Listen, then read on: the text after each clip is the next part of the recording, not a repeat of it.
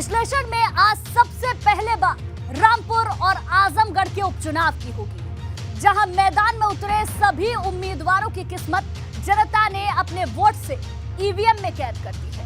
अब सबकी निगाहें 26 जून पर टिकी हुई है, क्योंकि जानकार इसे 24 का लिटमस टेस्ट के रूप में देख रहे हैं। लेकिन कम वोटिंग की रफ्तार ने कई सवाल भी खड़े कर दिए हैं, क्योंकि लोग घरों से तो निकले लेकिन उस तादाद में नहीं जैसी कि उम्मीद थी। और अब सवाल बड़ा है कि हारे तो कौन जिम्मेदार होगा, क्योंकि ईवीएम तो पहले से सवालों में रही है। क्या इस बार किसी और पर ठीकरा फोड़ा जाएगा?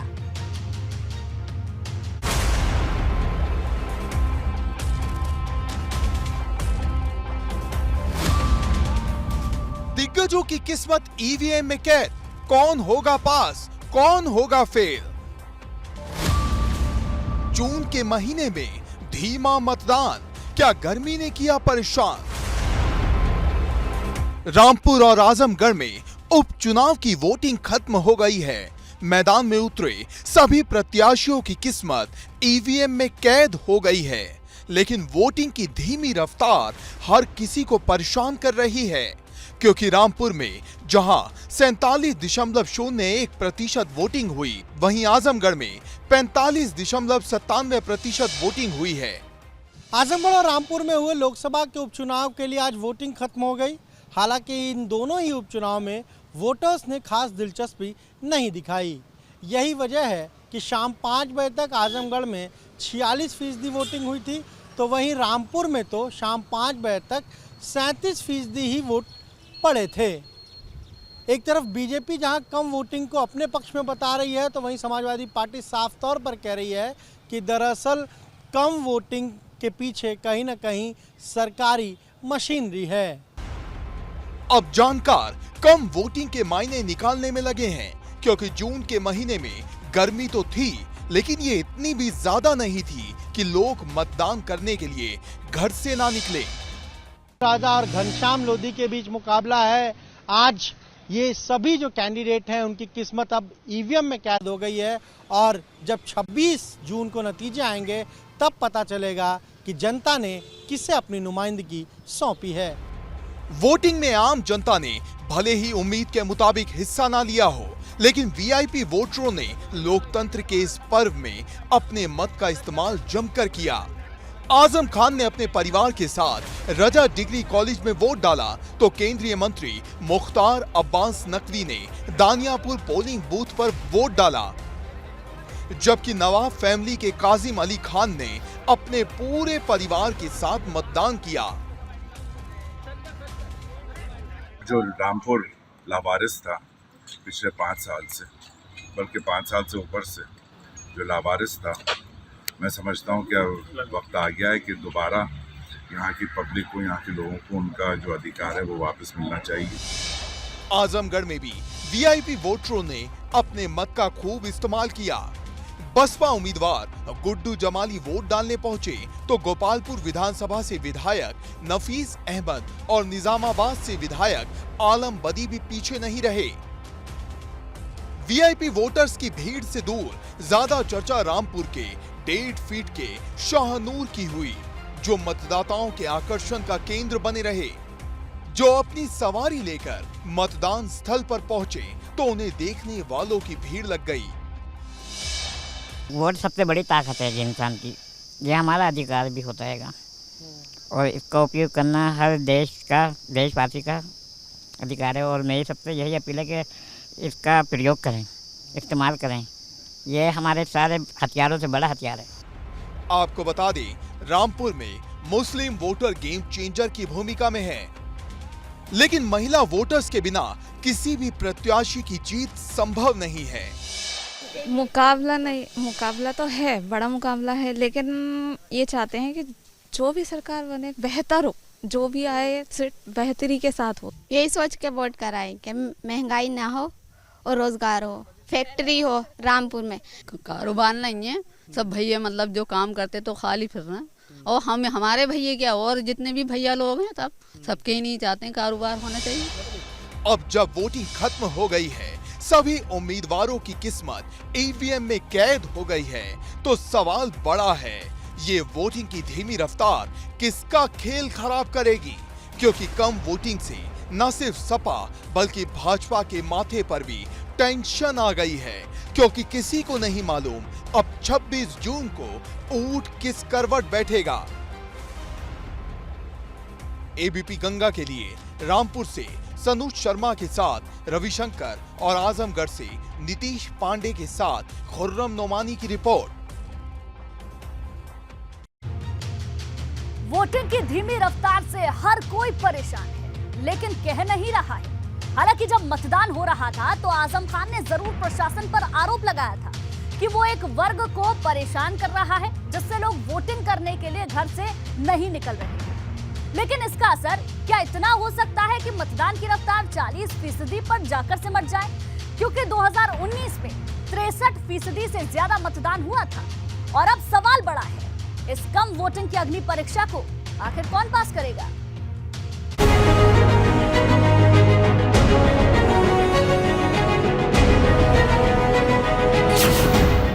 सबका जीत का दावा, कौन बनेगा रामपुर का राजा? आसीम वर्सेस लोधी 26 जून को किसकी विजय होगी?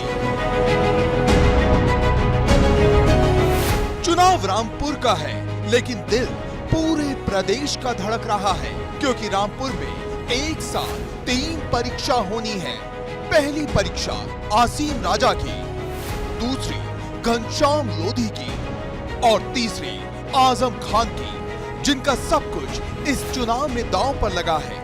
लेकिन मतदान के दिन जिस तरह से आजम खान ने प्रशासन पर वोटिंग को प्रभावित करने का आरोप लगाया, उससे विवाद गहरा गया है।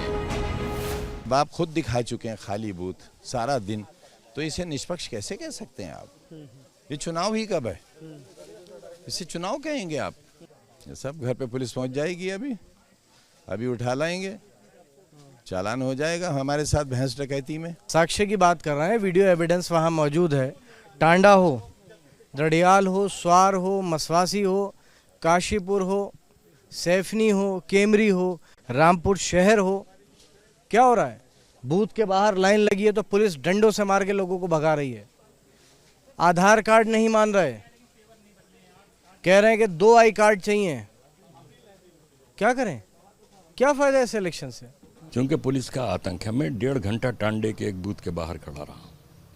वहाँ के जो एसओ हैं पुलिस थाना टांडा के, पूरी फोर्स लिए हर गली के नुक्कड़ पर, चौराहे पर खड़े हैं, वोटरों को पोलिंग स्टेशन तक जाने ही नहीं दे रहे।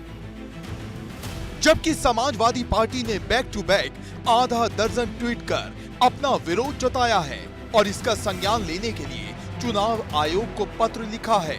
लेकिन सबसे बड़ा सवाल हार जीत के दावे का है, क्योंकि मतदान खत्म होने के साथ ही अपनी अपनी जीत के दावे शुरू हो गए हैं। और जो लोकतंत्र है हमारा दुनिया का सबसे बड़ा लोकतंत्र है, और ये लोकतंत्र इसलिए भी महत्वपूर्ण है कि हमारे देश में हर महीने कोई न कोई चुनाव होते हैं, चाहे विधानसभा के हों, लोकसभा के उपचुनाव हों, पंचायतों के चुनाव हों, लोकल बॉडीज के चुनाव हों, और हर चुनाव में जनता जिस जुनून और जज्बे के साथ हिस्सेदारी भागीदारी करती है, ये मेरे लोकतंत्र के मजबूत होने का एग्जाम्पल भी है। और देखिए, कोई जमाने होते थे कभी किसी का गढ़ होता था, अब तो लोकतंत्र है और ये सब कमल खिल रहा है, देख लो आप पूरा, है ना। और ना कोई सपा है, कोई एक तरफा भाजपा का कमल खिलने जा रहा है पूरे रामपुर में। और तो आज 23 तारीख को 26 तारीख को उसका रिजल्ट आ जाएगा। दरअसल रामपुर आजम खान का गढ़ है, जो एक बार फिर से दांव पर लगा है, जिसे जीतने के लिए जहां आजम खान की फैमिली ने अपनी पूरी ताकत लगा दी है, वहीं भाजपा ने रामपुर में कमल खिलाने के लिए कोई कसर नहीं छोड़ी है। मुख्यमंत्री योगी आदित्यनाथ से लेकर डिप्टी सीएम और कई बड़े मंत्री प्रचार करने आए। अब सवाल इस बात का है, क्या भाजपा आजम खान के गढ़ में कमल खिला पाएगी या फिर एक बार रामपुर में आजम खान का दबदबा होगा? क्योंकि वोटिंग के बाद अब सबकी नजर बंद ईवीएम पर टिकी है, जो 26 तारीख को खुलेगी तो पता चलेगा रामपुर का राजा कौन बनेगा। एबीपी गंगा के लिए रामपुर से सनु शर्मा के साथ उबैदुर की रिपोर्ट।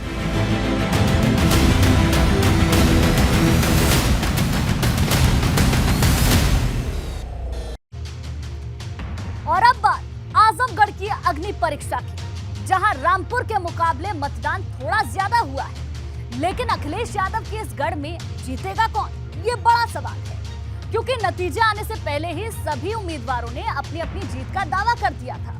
अब सवाल ये है कि 26 जून को जब नतीजे आएंगे तो किसकी किस्मत खुलेगी, क्योंकि ये सिर्फ आजमगढ़ का चुनाव नहीं है, ये समाजवादी पार्टी और भाजपा के लिए साख की लड़ाई है, जबकि बसपा के लिए ये अस्तित्व की लड़ाई है।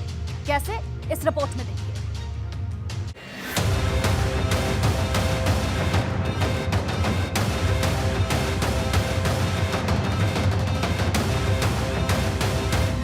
आजमगढ़ का अग्निपथ, कौन लेगा जीत की शपथ?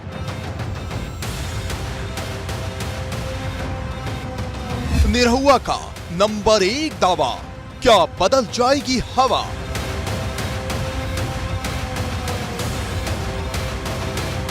अखिलेश के गढ़ का लिटमस टेस्ट, वोट की कसौटी पर कौन बेस्ट?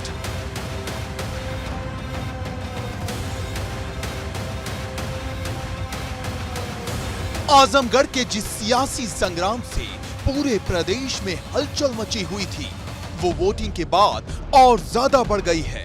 अब सवाल जीत की कसौटी के उस अग्निपथ का है, जिसके लिए मैदान में उतरे महारथियों ने नतीजे से पहले ही अपनी दावेदारी शुरू कर दी है।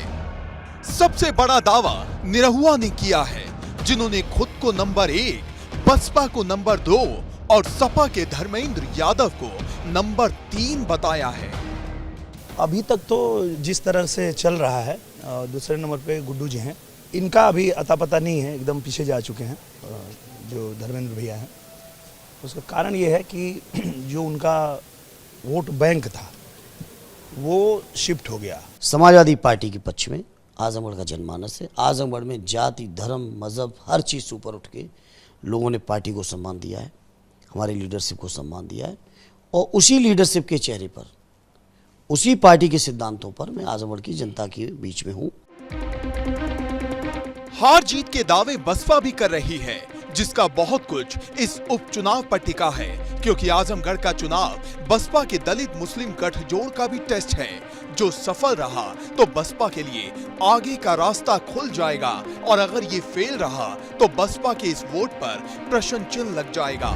हालांकि गुड्डू जमाली अपनी जीत का दावा कर रहे हैं, और इसके पीछे चुनाव में अखिलेश यादव के चुनाव में प्रचार न करने का तर्क भी दे रहे हैं।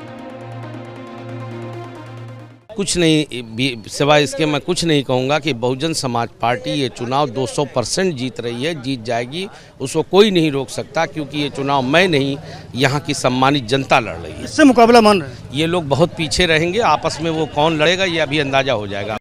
लेकिन सबसे बड़ी परीक्षा अगर किसी की है तो वो समाजवादी पार्टी है, जिसने सैफई परिवार की इस विरासत को बचाए रखने के लिए यादव परिवार से धर्मेंद्र यादव पर दांव चला है, जिन्हें भरोसा है जिस तरह से आजमगढ़ की जनता ने मुलायम सिंह और अखिलेश यादव को सम्मान दिया, इस बार वही सम्मान उनका भी होगा।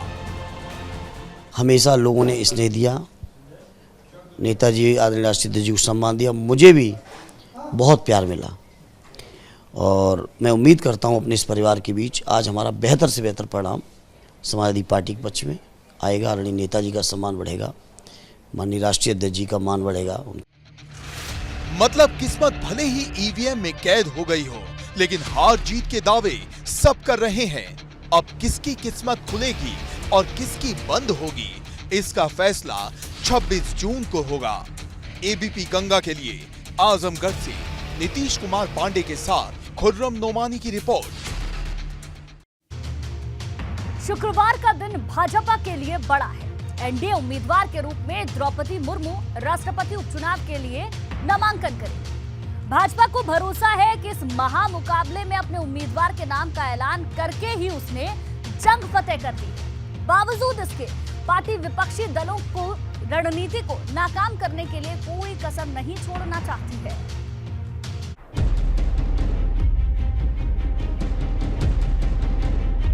सबकी नजरें शुक्रवार को राष्ट्रपति चुनाव को लेकर एनडीए की रणनीति पर टिकी होंगी। एनडीए उम्मीदवार द्रौपदी मुर्मू के नामांकन में पीएम मोदी के साथ ही केंद्रीय गृह मंत्री अमित शाह, यूपी के सीएम योगी आदित्यनाथ और उत्तराखंड के मुख्यमंत्री पुष्कर सिंह धामी समेत तमाम मुख्यमंत्री, केंद्रीय मंत्री और सांसद मौजूद रहेंगे। जिस तरीके से द्रौपदी मुर्मू का नामांकन हो रहा है उसमें तमाम सारे देश भर के बीजेपी के मुख्यमंत्री भी मौजूद रहेंगे और इसके अलावा कई सारे बड़े नेता भी मौजूद रहेंगे। लेकिन उनके नामांकन से पहले ही जिस तरीके से एनडीए के पास बहुमत था, उसके बाद अगर बात करें तो कई सारी पार्टियां भी अब निकलकर समर्थन कर रही हैं। और अगर विपक्षी दलों की बात करें तो कहीं ना कहीं उनके पास जो तमाम सारे जरूरी वोट हैं वो भी नहीं है। और इसके अलावा जो तमाम सारे अन्य दल हैं जो एनडीए का पार्ट नहीं है, भारतीय जनता पार्टी के साथ सहयोगी नहीं है, इसके बावजूद वो द्रौपदी मुर्मू को समर्थन कर रहे हैं। अब आपको बताते हैं राष्ट्रपति चुनाव के मुकाबले में उत्तर प्रदेश की भूमिका सबसे अहम कैसे रहने वाली है। यूपी में एक सांसद के वोट की वैल्यू 700 है। ऐसे में एनडीए के यूपी से लोकसभा सांसदों के वोट की वैल्यू 44,800 होगी। अगर राज्यसभा में भाजपा सांसदों का वोट मूल्य देखें तो 25 सांसदों की संख्या की कुल वोट वैल्यू 17,500 है। इसी तरह लोकसभा राज्यसभा सदस्यों के वोट मिलाकर देखते हैं तो 62,300 वैल्यू वोट है। जबकि यूपी के विधायकों की वैल्यू देखें तो यूपी में 403 विधानसभा सदस्यों में भाजपा और सहयोगी दलों के 273 विधायक हैं। एक विधायक की वैल्यू 208 के हिसाब से भाजपा और सहयोगियों को मिलाकर उनके वोट का मूल्य 56,784 होगा। एनडीए की राष्ट्रपति पद की उम्मीदवार द्रौपदी मुर्मू कल अपना नामांकन दाखिल करेंगी और एनडीए को अपने उम्मीदवार को जिताने के लिए 12,000 से कुछ अधिक वोट और चाहिए। और वो वोट जो है उसमें से ज़्यादा हिस्सा उत्तर प्रदेश से ही जो एनडीए है वो पूरा कर सकती है। आप याद करिए, जब ममता बनर्जी ने बैठक बुलाई तब मायावती उस बैठक में नहीं गई और अब एनडीए ने जो आदिवासी समुदाय से आने वाली द्रौपदी मुर्मू को अपना उम्मीदवार बनाया। ऐसे में बीएसपी मायावती जो खुद दलितों की, पिछड़ों की, शोषितों की बात करती हैं, अगर उनका सपोर्ट मिल जाए तो उत्तर प्रदेश में जो विधायक हैं, जो सांसद हैं, उनके वोट की वैल्यू सबसे ज़्यादा है। इस लिहाज से एक विधायक के वोट की वैल्यू 208 है, सांसद के वोट की वैल्यू 700 है और बहुजन समाज पार्टी के 10 सांसद हैं। इस लिहाज से 7,000 तो उस वोट का वेटेज हो। भाजपा को भरोसा है कि द्रौपदी मुर्मू बड़े अंतर से जीत हासिल करेंगी और विपक्ष के उम्मीदवार यशवंत सिन्हा की पराजय होगी। हमारे एनडीए की द्रौपदी मुर्मू एक आदिवासी, एक महिला के नाते पहली बार राष्ट्रपति भवन में सुशोभित करने के लिए जा रही हैं, तो उनको अगर कोई इस तरीके से सहयोग करेगा तो एक अच्छा संदेश जाएगा। जीतने के लिए तो जीत तो जाएंगी ही, लेकिन अगर सबका साथ होगा तो और अच्छी बात होगी। द्रौपदी मुर्मू को यूपी से बड़ी संख्या में वोट मिलने के बावजूद और वोट्स की जरूरत पड़ेगी, लेकिन भाजपा को भरोसा है कि राष्ट्रपति चुनाव में एनडीए उम्मीदवार की महाविजय नया इतिहास बनाएगी। एबीपी गंगा के लिए लखनऊ से अनुभव शुक्ला की रिपोर्ट। और अब बात 24 के चक्रवर्ती प्लान की, क्योंकि प्रधानमंत्री मोदी 2024 के लोकसभा चुनाव के लिए पूरे देश का दौरा करने वाले हैं, जिसके लिए भाजपा ने 7 सदस्यों की एक टीम भी बनाई है। लेकिन असली एक्शन तब होगा जब पीएम मोदी मैदान में उतरेंगे। जानकारों की माने तो प्रधानमंत्री मोदी की नजर इस बार उन जिलों पर होगी जहां पिछली बार जीत नहीं मिली थी। लेकिन 24 की जंग में सबसे बड़ी परीक्षा यूपी की होगी, जो 2014 और 2019 में प्रधानमंत्री मोदी को चक्रवर्ती बनाने में सबसे महत्वपूर्ण कड़ी साबित हुआ है।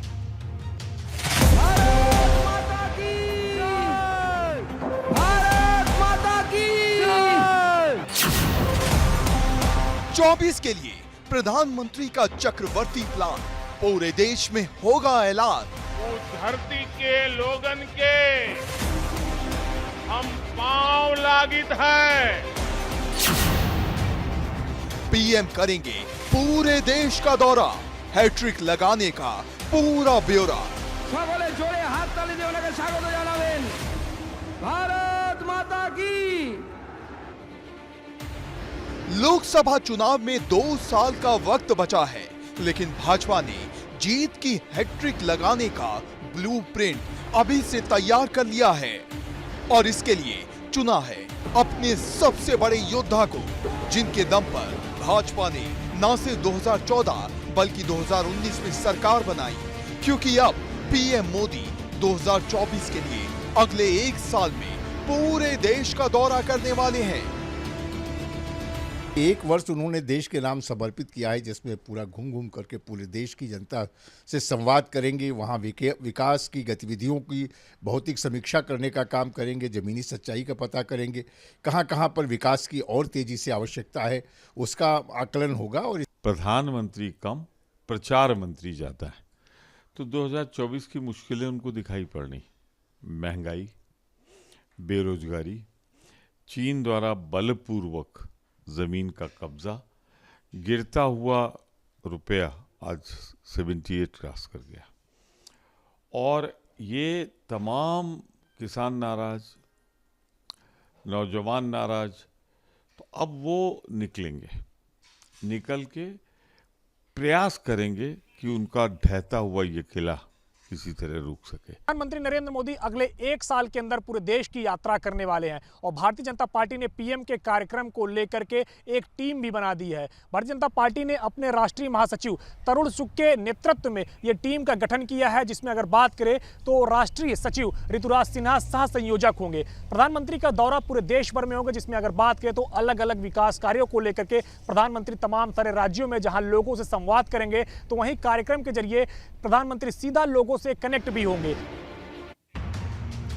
विश्लेषण में आज के लिए बस इतना ही। रुकेंगे एक ब्रेक के लिए, ब्रेक के बाद भी खबरें जारी हैं।